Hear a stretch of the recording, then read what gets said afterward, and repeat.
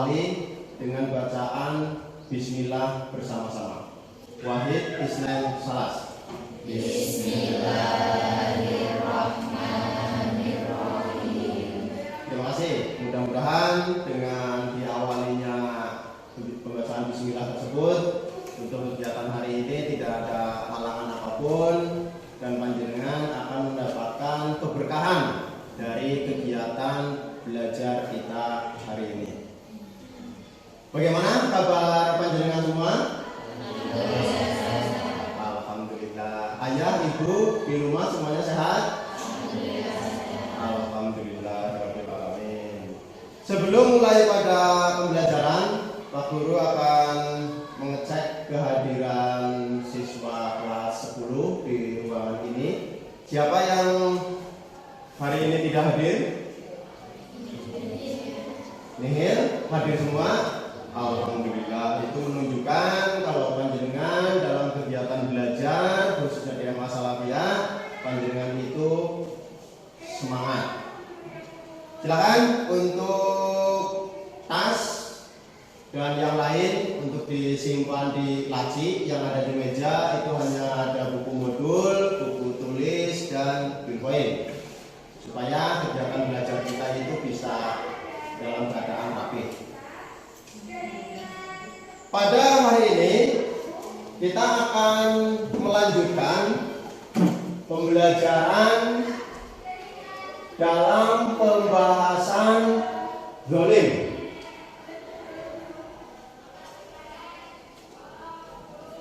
Tapi sebelum itu, Pak Guru akan menanyakan kepada panjenengan terkait dengan materi yang kita bahas pada pertemuan sebelumnya. Coba, siapa di antara kalian yang masih mengingat materi pertemuan sebelumnya? Siapa, Cung? Oh ya, monggo, Pak.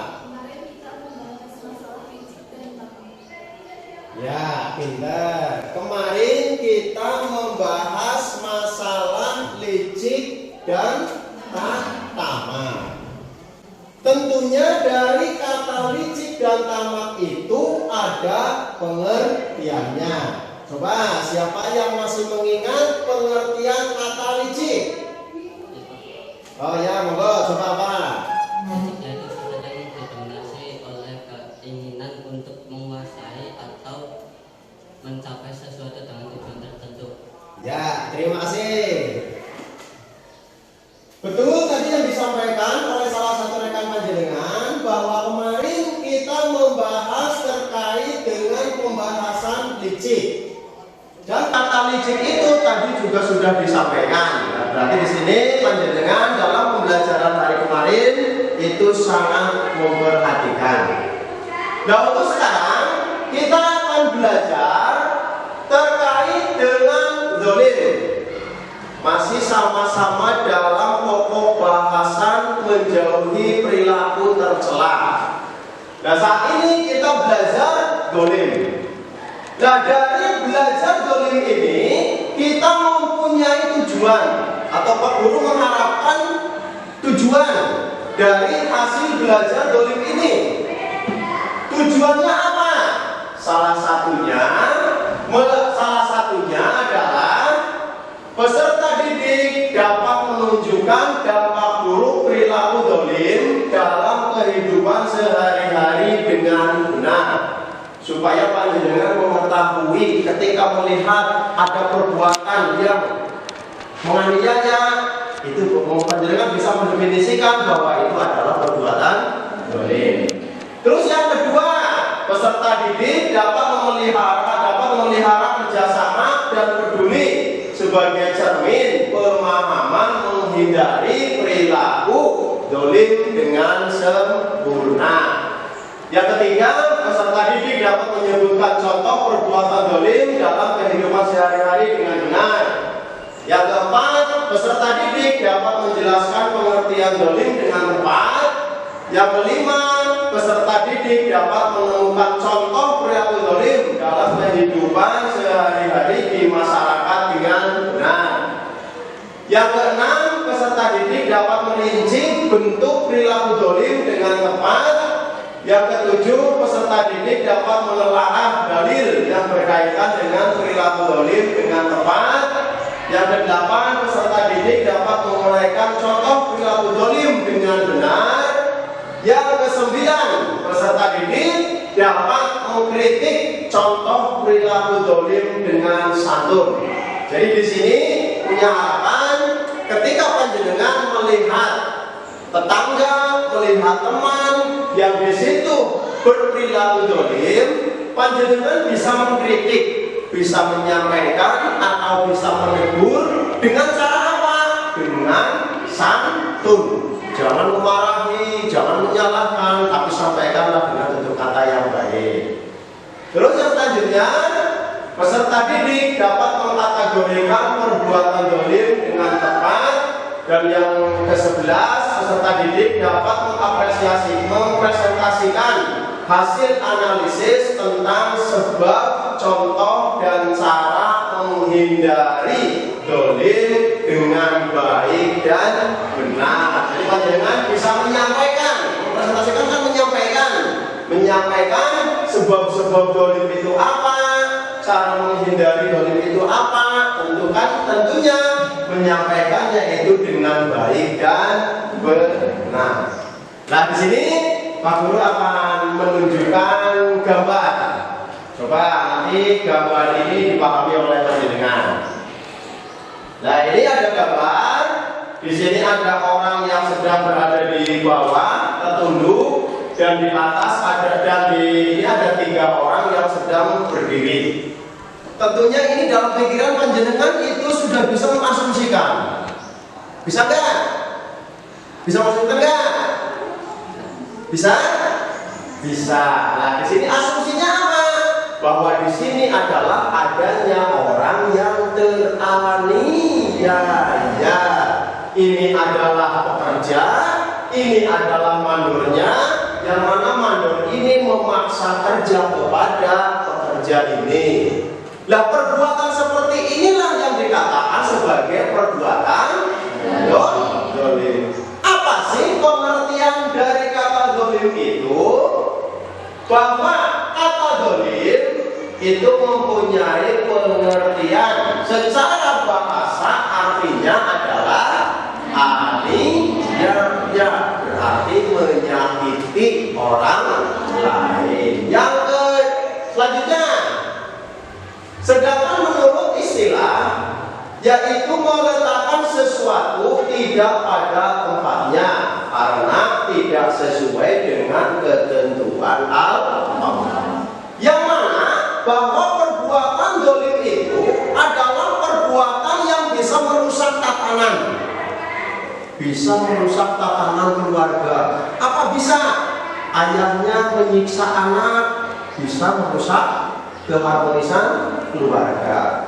Kakak menganiaya adik, bisa menjadikan retaknya kerukunan keluarga. Juga bisa merusak tatanan di masyarakat. Panjenengan dengan tetangga kasar, panjenengan dengan tetangga suka menganiaya, itu juga bisa menjadikan keretakan. Terus di kelas itu juga bisa. Dengan menyakiti temannya, bisa anak ini terus marah jadi nggak ampun. Yang laki-laki karena sering kasar kepada yang perempuan marah terus jadi tidak rukun. Nah, perbuatan aniaya inilah yang bisa menjadikan rusaknya tatanan, entah itu dalam keluarga, dalam masyarakat, ataupun dalam kelas. Nah, di sini ada bentuk-bentuk perilaku aniaya atau perilaku dolim. Apa saja bentuk perilaku dolim itu? Yang pertama, dolim terhadap diri sendiri. Panjenengan menganiaya, menyakiti diri panjenengan sendiri. Apakah ada perilaku menyakiti diri sendiri? Ada. Contohnya apa? Melakukan dosa seperti zina. Itu merusak diri sendiri. Yang kedua, minum minuman keras. Saat itu asik, tapi coba 1 tahun, 2 tahun, 3 tahun ke depan itu akan ada organ yang rusak. Yang ketiga, malas belajar. Panjenengan punya tanggung jawab sebagai anak sekolah, sebagai peserta didik, tapi tidak mau belajar. Itu merusak diri panjenengan sendiri. Karena efeknya apa? Efeknya nanti ketika ulangan, ketika tes, itu nanti tidak bisa mendapatkan nilai yang baik. Terus yang kedua, itu dolim terhadap orang lain. Terus yang ketiga, itu dolim terhadap Allah. Kita sudah diberi kenikmatan begitu banyak oleh Allah. Kita diberi kesehatan, bisa bernapas dengan baik, bisa makan dengan baik, bisa menikmati makanan yang ada. Tetapi apa? Ternyata tidak ada timbal baliknya kepada Allah. Apalagi ada kategori yang panjenengan tidak dolim kelas berat, yaitu dengan adanya perbuatan syirik. Nah, untuk pembahasan selanjutnya itu ada dalil nakli tentang dolim, ada nilai negatif dari perbuatan dolim, dan ada hikmah menghindari dolim. Jadi dengan belajar dalil ini panjenengan jadi tahu apa dasarnya kita menghindari perbuatan dolim. Dengan nilai negatif ini diharapkan panjenengan akan mampu menjauhi perbuatan dolim karena ada nilai negatifnya. Yang ketiga, panjenengan bisa menghindari perbuatan dolim karena apa? Mengetahui manfaat dari menjauhi perbuatan dolim. Dan di sini ada video, silakan nanti oleh panjenengan video itu dilihat, dipahami, terus ditulis apa isi cerita yang ada dalam video tersebut. Siap nonton video? Senang nonton video? Oke, saya putar, nanti monggo dipahami dan ditulis apa isi cerita dalam video ini.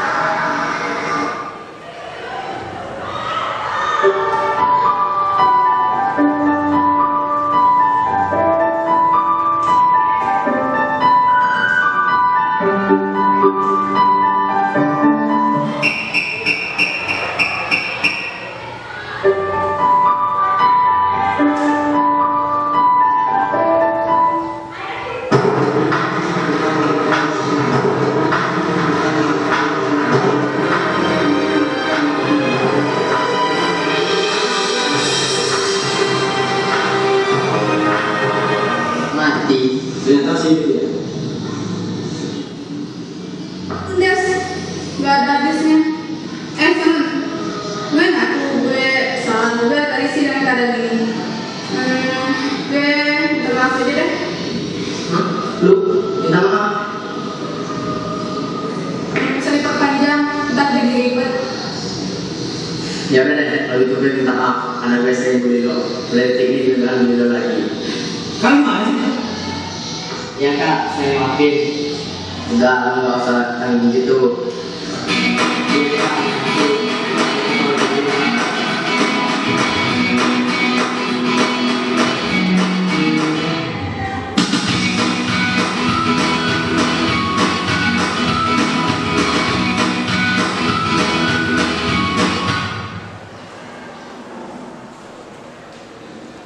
Itulah tadi video yang Pak Guru tayangkan berkaitan dengan perbuatan zalim, yaitu perbuatan yang menganiaya orang lain.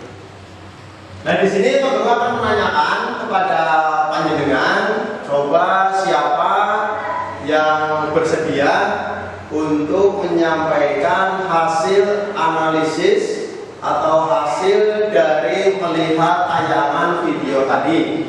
Coba siapa? Oh ya, monggo Mbak. Jadi. Hasil analisis dari penilaian pribadi. Ya. Kepada teman lainnya. Ya, tuh. Tadi disampaikan bahwa di situ ada perbuatan menyakiti teman. Ya kan tadi ada nggak? Perbuatan menyakiti teman. Masih ada lagi yang lain? Oh ya, silakan. Dalam video tersebut saya melihat adanya penyesalan dari orang yang menzalimi setelah mengetahui adanya risiko bagi orang yang dizalimi. Nah, ya, terima kasih. Tadi teman panjenengan sudah menyampaikan juga terkait dengan hasil menonton video bahwa di situ ada penyesalan. Ketika di situ muncul penyesalan karena tahu resikonya. Seseorang ketika belum tahu resikonya itu tidak akan ada penyesalan. Melakukan hal apapun itu akan merasa senang, merasa enjoy kalau tidak berpikir pada resikonya. Nah, tadi disampaikan oleh teman jenengan bahwa salah satu tayangan dalam video itu ada rasa penyesalan karena telah mendolimi temannya, karena itu sadar bahwa perbuatannya ternyata ada resikonya bagi orang yang dizalimi. Nah sekarang silakan panjenengan untuk berkumpul sesuai dengan kelompok masing-masing yang sudah dibuat di kelas ini untuk mendiskusikan materi tentang zalim. Silakan sekarang berkumpul sesuai dengan kelompoknya.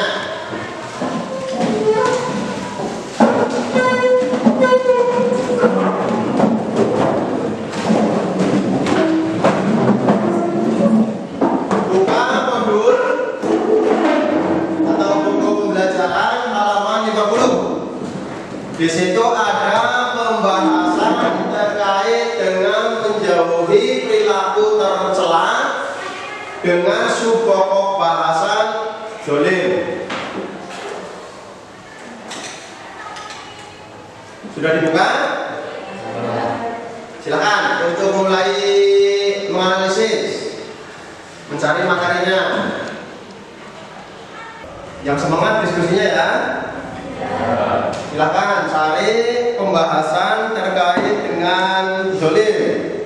Di situ ada dalilnya, ada cara menghindarinya, silakan dipahami. Nah, di sini ini berarti cara-cara menghindari perbuatan zalim. Di sini ada 1, 2, 3, 4, 5. Di sini monggo itu untuk dipahami supaya jenengan tidak sampai terjerumus pada perbuatan zalim. Ini dipahami ya. Nanti terus dibahas dengan teman-teman.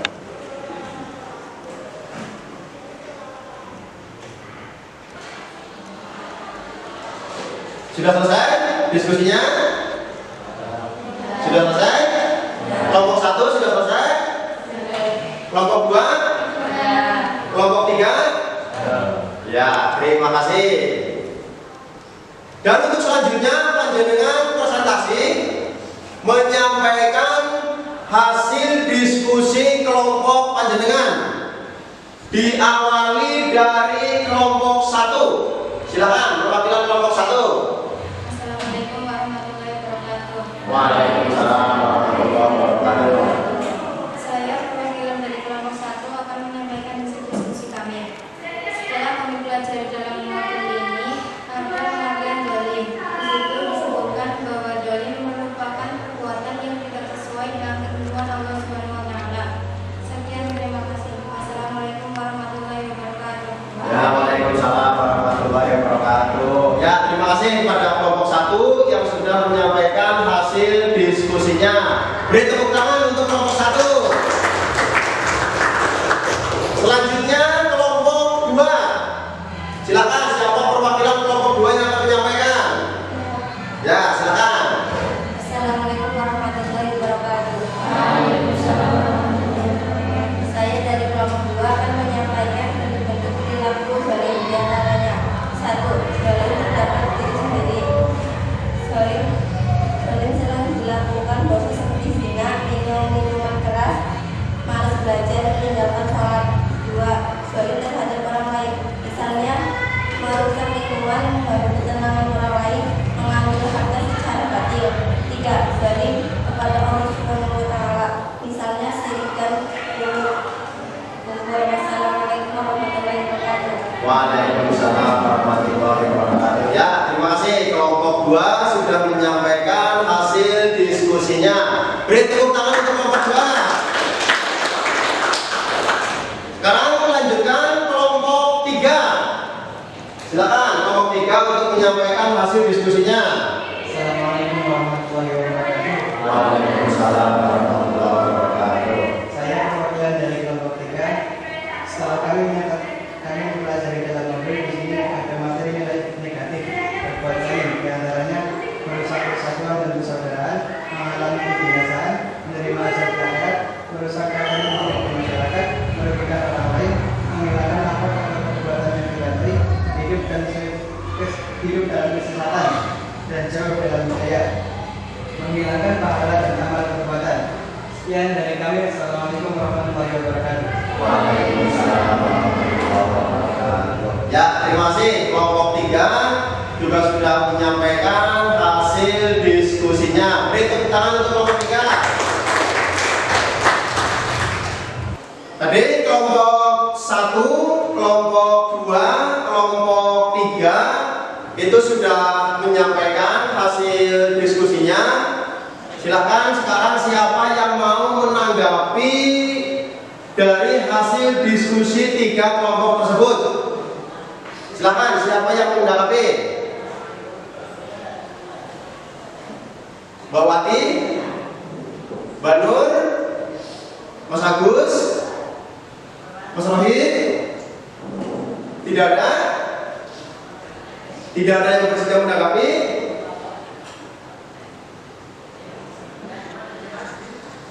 Kalau tidak ada, untuk kegiatan diskusi saya cukupkan. Silakan panjenengan untuk duduk di tempat duduk seperti semula. Silakan.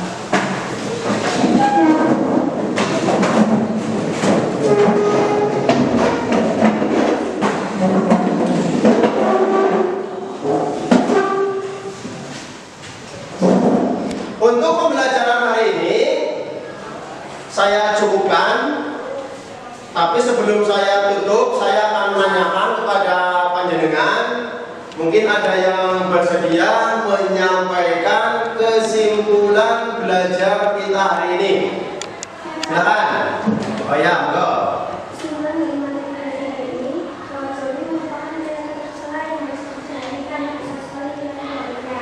Dan anak dolim dilaksanakan, maka berisiko tersanksi dari Allah dan sesama manusia. Terima kasih. Ya, nah, bahwa kesimpulan dari belajar kita hari ini, kita harus mau menjauhi perilaku tercela yaitu dolim. Karena ketika itu dilakukan, maka akan ada risiko yang diterima oleh pelakunya. entah itu resiko dari Allah ataupun resiko dari sesama manusia. Untuk evaluasi, saya akan bertanya kepada panjenengan, coba apa bentuk-bentuk dolim? Coba siapa yang mau menjawab? Ya, monggo. Apa saja bentuk-bentuk dolim?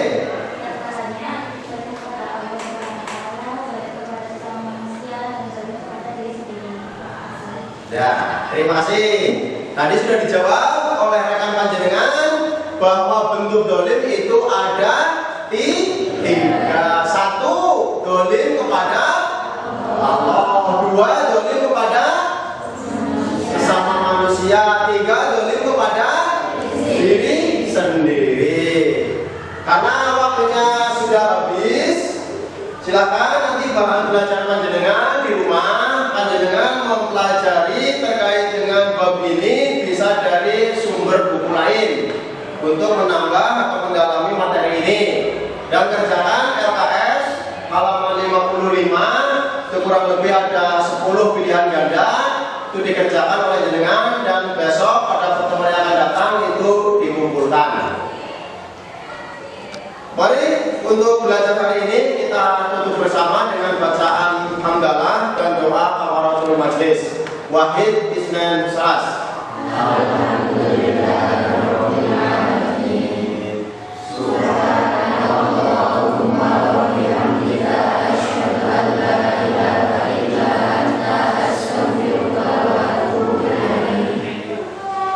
Terima kasih Pak Guru akhiri. Assalamualaikum warahmatullahi wabarakatuh.